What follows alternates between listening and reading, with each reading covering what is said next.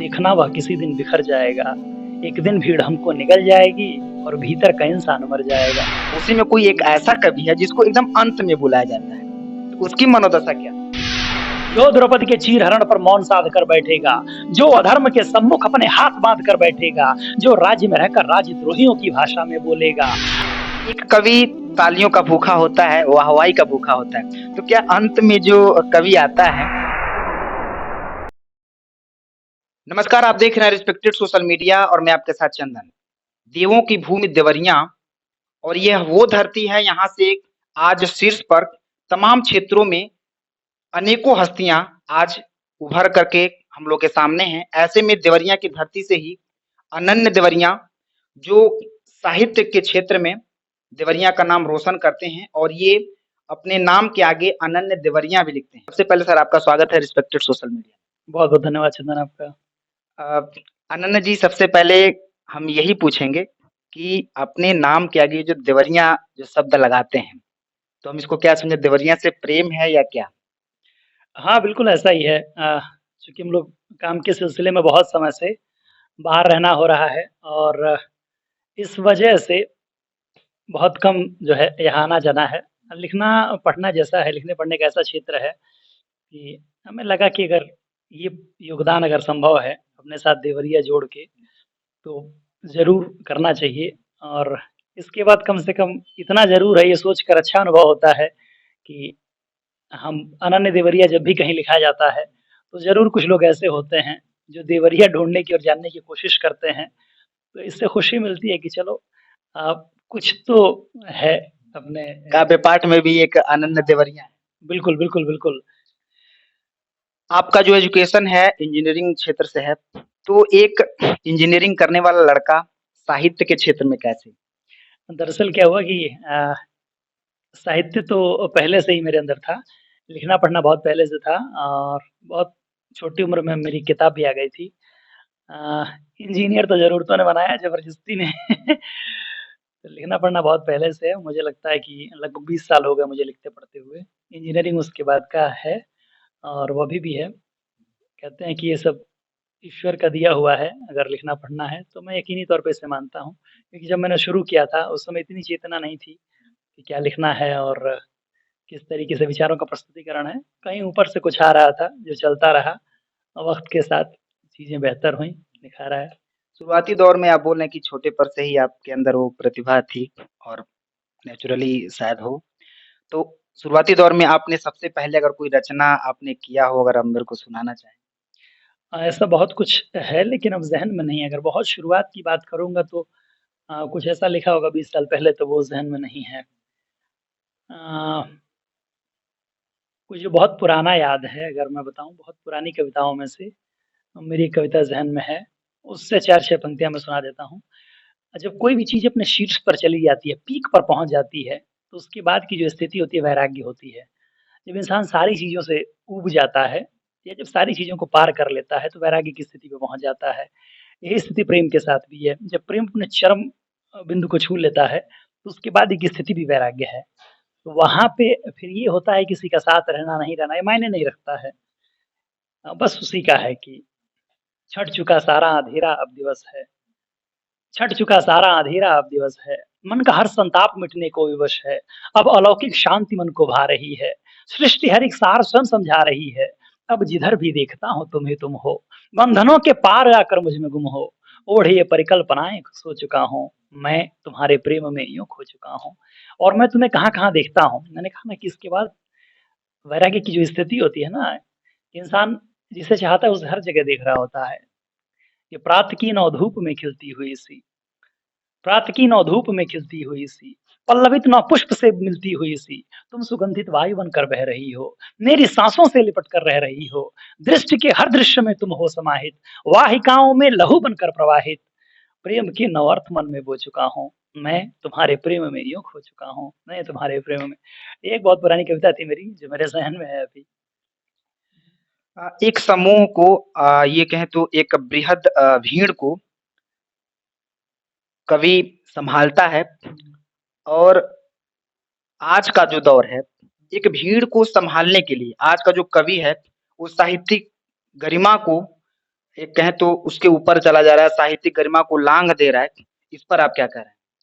हाँ, बिल्कुल ये बात सच है और लेकिन ये सबके साथ नहीं है और हर जगह नहीं है।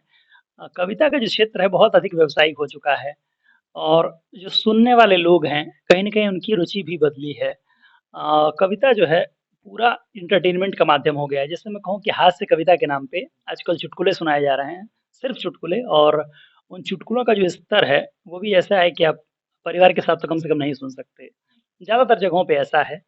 अ, ऐसे ही जैसे वीर रस के कवि हैं, तो वीर रस की कविताओं में ज़्यादातर लोगों की मैं बात कहूँ, तो चीन, पाकिस्तान और राजनीति को गाली देना, ये वीर रस की कविता बन गई है। तो जो आप गरिमा की बात कर रहे हैं, निश्चित रूप से उसके बाहर है, लेकिन अब भी ऐसे तमाम लोग हैं, जो बहुत अच्छा लिख रहे हैं, बहुत शिष्ट तरीके से और मर्यादा में रह के अपनी बात करते हैं, उन्हें बहुत अच्छे से, बहुत प्रेम से सुना। जब भी कुछ अच्छा परोसा जाता है, तो उसकी उम्र बहुत लंबी होती है, किसी चुटकुले की उम्र बहुत लंबी नहीं होगी, है ना? जो चुटकुले कोई सुना रहा है, भीड़ उस हो सकता है उसमें प्रभावित हो, तालियाँ बजा रही हो, लेकिन एक समय के बाद जो है, जो ज़हन में छूट जाता है, वो सिर्फ़ वही रहता है, जो बहुत अच्छा लिखा गया हो, जो बहुत अच्छा पढ़ा गया हो। बिल्कुल, जो अच्छा लिखा रहता है वो लंबे समय तक जीवित भी रहता है। अनन्य देवरिया जी से अब हम ये जानना चाहेंगे कि आज का ये जो साहित्यिक क्षेत्र है, इस ये अगर हम ये कहें तो काव्य पाठ अब एक व्यवसाय का रूप, एक बृहद व्यवसाय का रूप ले रहा है। अब एक कवि की जो रचना होती है उसके सोच पर निर्भर करती है। इस सोच को लेकर के आप क्या कहते हैं कि क्या काव्य पाठ एक व्यावसायिक हो गया पूरी तरह? बिल्कुल पूरी तरीके से व्यावसायिक हो गया है और अभी आप कह रहे थे ना कि कविता कवि की अपनी सोच पर निर्भर करती है, लेकिन ज़्यादातर केसेज़ में ऐसा हो गया है कि कविता कवि की सोच पर नहीं है, कविता पैसे की डिमांड पर निर्भर हो गई है, ज़्यादातर केसेज़ में और जैसे कि ये सिर्फ़ कवि का दोष नहीं है, आप कहीं टीवी के कार्यक्रमों में चले जाइए, बहुत सारे चैनल्स आजकल कार्यक्रम कर रहे हैं। किसी कवि सम्मेलन में चले जाइए, तो बहुत बार डिमांड आती है कि पर्टिकुलरली जो है, ये चीज़ जैसे चैनल्स पे अभी राजनीति आएगी तो वो टॉपिक देते हैं, कि आप एक काम करिए, इस टॉपिक पे लिख के दीजिए। अब उसमें अपनी कवि की चेतना, चिंतना नहीं है, है ना? वो बस पर्टिकुलर टॉपिक मिल गया उस टॉपिक पे ही उनको। बिल्कुल और वो डिवाइड कर देते हैं, आपको जो है पक्ष में लिखना है, आपको विपक्ष में लिखना है। तो फिर अब ज लेट्स से कि मुझे विपक्ष में रख दिया, मेरा मन पक्ष की तरफ से है, तो मेरे अंदर का जो कवि है, मेरे अंदर का विचार है, वो तो कहीं बिल्कुल कहीं होगा। न कहीं वो व्यवसाय की तरफ से झुकाव होगा। अगर आपका किसी भी मीडिया संस्थान से अगर मिला कि आपको इस राजनीतिक दल के बारे में आपको इस पक्ष में करना है या उसके विपक्ष में करना है, तो आप कहीं न कहीं आपकी जो काव्य के प्रति जो आपकी जो ईमानदारी है, वो कहीं न कहीं दब जाती है। बिल्कुल और मैंने कहीं कहा भी था मेरी कविता का हिस्सा है कि भीड़ की लालसा, शोर की कामना, हम घिरे हैं विकट शत्रु बाधाओं से। जो इस जिस तरीके से हम लोग बनते जा रहे हैं कि हर समय क्या अपेक्षा रहती है। भीड़ की लालसा, शोर की कामना, हम घिरे हैं विकट शत्रु बाधाओं से और किस तरीके से? एक पुल जो स्वयं से स्वयं तक है अब, जो खुद से संबंध है। एक पुल जो स्वयं से स्वयं तक है अब, देखना वह किसी दिन बिखर जाएगा। एक दिन भीड़ हमको निगल जाएगी और भीतर का इंसान मर जाएगा। फिर हवस तालियों की हँसेगी सदा, फिर हवस तालियों की हँसेगी सदा, यह क्षुधा शांत होगी प्रशंसाओं से। भीड़ की लालसा, शोर की कामना, हम घिरे हैं विकट शत्रु बाधाओं से। तो कविता सिर्फ़ इतनी रह गई है कि लोग हम कुछ ऐसा कहें, जो भी कहें, जिस भी लेवल की बात कर सकें, जिससे पैसे मिलते हों, लोग शोर मचाते हों, तालियाँ बजाते हों, तो वो डिलीवर करें, अर्थपूर्ण हो चाहे ना हो। तो ज़्यादातर केसेज़ में ऐसा लेकिन मैंने अल्टीमेटली एक बात कही, अभी भी ऐसे लोग हैं कि जो बचाकर जिन्होंने रखा हुआ है। अच्छा, एक अनन्य जी, काव्य पाठ में भी आप लोग एक ही मंच पे तमाम विचारधाराओं के कवि बैठे रहते हैं, तो आप लोगों में भी क्या ये मतभेद होता रहता है? बिल्कुल, कहीं वो कवि दूसरे कवि की बुराई बताता है, वो दूसरा कवि तीसरे की बुराई बताता है। अरे बहुत ज़्यादा ये तो बताऊँ कि बाहर से कहते हैं ना कि दूर के ढोल सुहावने होते हैं और दूसरे की थाली में ज़्यादा दिखता है। मैं मतलब सिर्फ़ कविता का ही नहीं, हर क्षेत्र में ऐसा है कि अच्छे लोग, बुरे लोग दोनों जगह हैं। बहुत सारे अच्छे लोग भी हैं, लेकिन यकीनी तौर पे काव्य के क्षेत्र में भी ऐसे बहुत लोग हैं। अ, मैं मतलब इस तरीके के शब्दों का प्रयोग नहीं करूँगा लेकिन कहते हैं कि एक शब्द होता है घटिया, वो उससे भी आगे हैं। ये शब्द का अगर हम मतलब इस शब्द का प्रयोग उनके लिए करें, तो वो इस शब्द का अपमान है। तो इस तरीके के भी बहुत लोग हैं, लेकिन मैंने कहा ना कि फिर भी इस भीड़ में भी तमाम ऐसे लोग हैं, जो बहुत अच्छे हैं, बहुत अच्छे तरीके ऐसे से। ऐसे भी होता है क्या कि कोई मान लीजिए एक कवि का सम्मेलन हो रहा है, उसमें मंच पे तमाम कवि बैठे हुए हैं, तो उसमें किसी को पहले नंबर पे बुला दिया गया, दूसरे पे नंबर पे बुला दिया गया, तीसरे पे बुला दिया गया। उसी में कोई एक ऐसा कवि है जिसको एकदम अंत में बुलाया जाता है, तो उसकी मनोदशा क्या? पहले तो इसका बताऊँ कि कवि सम्मेलन का जो एक अ, प्रारूप होता है, पहले दूसरे क्रम का मतलब ये होता है कि सबसे पहले वो कवि पढ़ता है जो सबसे नया होता है। हाँ, सबसे अंत में वो कवि पढ़ता है जो सबसे वरिष्ठ होता है ना? तो सबसे पहले सबसे नए व्यक्ति को, उसके बाद जो दूसरा है उससे थोड़ा-सा मँझा हुआ, थोड़ा पुराना, तो ये सीक्वेंस में बढ़ते हुए क्रम में। और इसको इस तरीके से है जब कवि सम्मेलन खत्म हो तो अपने चरम पर हो। तो जो अंत में पढ़ता है वो यकीनी तौर पे जो कवि सम्मेलन की परंपरा है उसको सबसे बड़ा कवि माना जाता है। एक कवि तालियों का भूखा होता है, वाहवाही का भूखा होता है। तो क्या अंत में जो कवि आता है और वो सबसे बेहतर होता है और उसके समय जब जैसा उसका काव्य पढ़ने का जो समय होता है तो उसमें आगे की जो भीड़ होती है कहीं न कहीं कभी-कभी चली जाती है, भीड़ कम हो जाती है। इस स्थिति में क्या उसको पहले नहीं आना चाहिए? ताकि देखिए देखिए अगर एक कवि चाहता है कि हमें तालियाँ ज़्यादा मिले और अंत में उसको बुलाया जाए जब भीड़ खत्म हो जाए, तो वहाँ पे उसका ये बात तो सही है। बहुत बार ऐसा होता है कि अंत तक जो है कम भीड़ बचती है, लेकिन फिर भी अगर कोई बहुत अच्छा पढ़ने वाला है तो लोग उसे सुनने के लिए रुकते हैं। दूसरी बात आपने कही कि उसको पहले आना चाहिए, तो यकीनी तौर पे अगर वो पहले आ जाएगा तो किसी न किसी को तो बाद में पढ़ना पड़ेगा। किसी नए आदमी को अगर बाद में पढ़ाएँ, बाद में पीछे भेज दें, ये उसके साथ अन्याय है। उसे लोगों के बीच में पढ़ने की आवश्यकता है, ताकि वो अपना मूल्यांकन कर सके, निखार सके खुद को। उसको अगर बहुत पीछे कर देंगे, तो उसे इस प्रक्रिया में बहुत अधिक समय लगेगा। तो ये इसलिए एक प्रारूप बना हुआ है कि जो सबसे श्रेष्ठ कवि होता है, वो पीछे बैठता है और वो सबको सुनता है अच्छे तरीके से और अपना समय आने पर, और अगर वो वाक़ई अच्छा लिखने-पढ़ने वाला है, अच्छा सुनाने वाला है, तो उसे सुनने के लिए भीड़ बैठती है। कवि सम्मेलन का एक अपना इतिहास है, कवि सम्मेलन का एक अलग ही महत्व है। अब हम अनन्या देवरिया जी से ये पूछेंगे कि आपने देवरिया को लेकर के आपकी कोई रचना? कहा गया कि माँ पे बहुत कुछ लिखा गया, तो किसी ने एक पंक्ति में सारी बात समेट दी कि माँ ने खुद मुझे लिखा है, मैं माँ पे क्या लिखूँ? तो इसके बाद माँ पे लिखने को कुछ नहीं है। मैंने अपने साथ देवरिया जोड़ लिया, तो अब इसके बाहर कुछ भी कहने को नहीं है। कितनी किताबें अब तक आप लिख चुके हैं? कितनी आपकी रचनाओं का प्रकाशन हो चुका अब मेरी 3 पुस्तकें अभी तक आ चुकी हैं। एक आवाज़ आई थी, बहुत पहले आई थी जो, अ, उसके बाद से त्रिवेणी एक पुस्तक आई थी मेरी। अभी कुछ दिन पहले एक और पुस्तक आई है, तो तुम भी बच्चलन निकले। मेरा एक महाकाव्य है गंगापुत्र, वो प्रकाशाधीन है। वीरभद्र एक खंड काव्य है, वो भी प्रकाशाधीन है। तो 2 पुस्तकें मेरी प्रकाशाधीन हैं, 3 किताबें मेरी ऑलरेडी हैं पब्लिश्ड। है?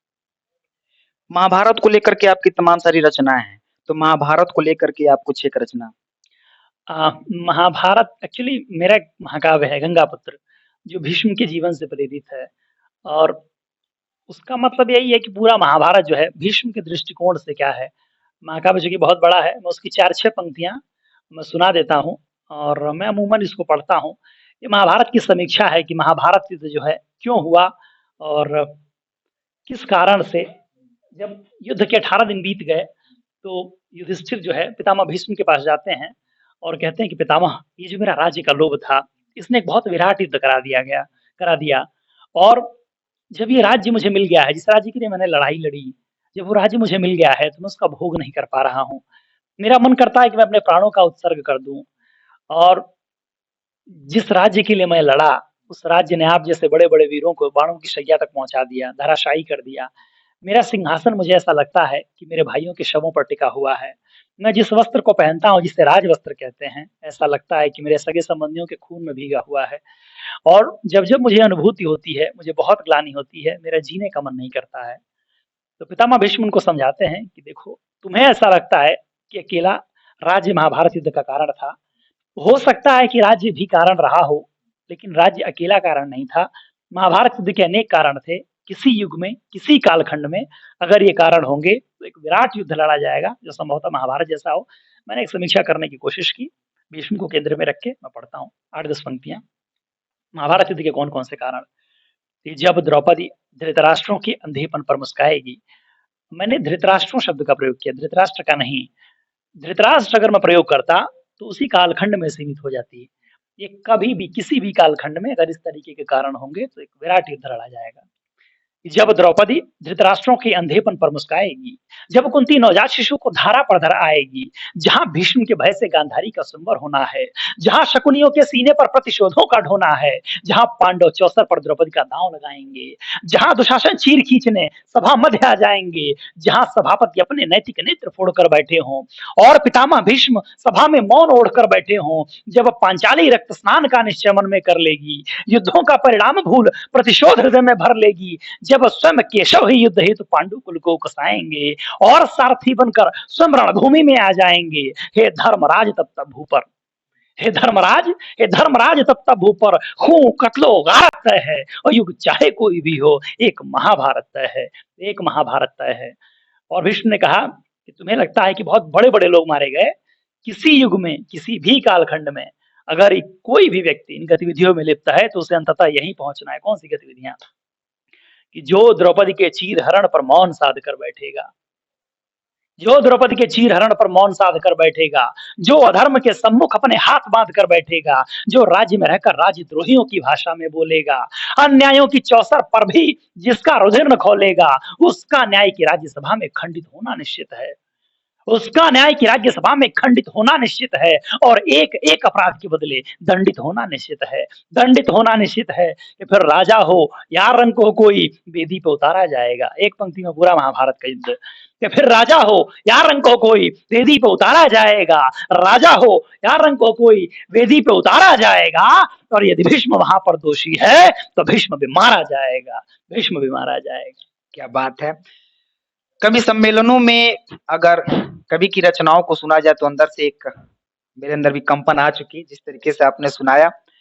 अब अंत में अनन्या जी से हम ये कहेंगे और उनसे एक छोटा-सा अगर मैं संदेश समाज में देना चाहूँ, आज के स्पेशल युवा वर्ग को देना चाहूँ कि आज वो संगीत सुनने की तमाम अनेक विधाएँ हैं, जैसे नए-नए रैप, रील्स वगैरह लोग सुनते हैं।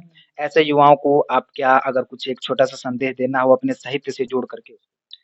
देखिए क्या है कि यकीनी तौर पे आजकल बहुत तरीके से मैं देख रहा हूँ कि गानों पे रील्स बना के लोग डाल रहे हैं।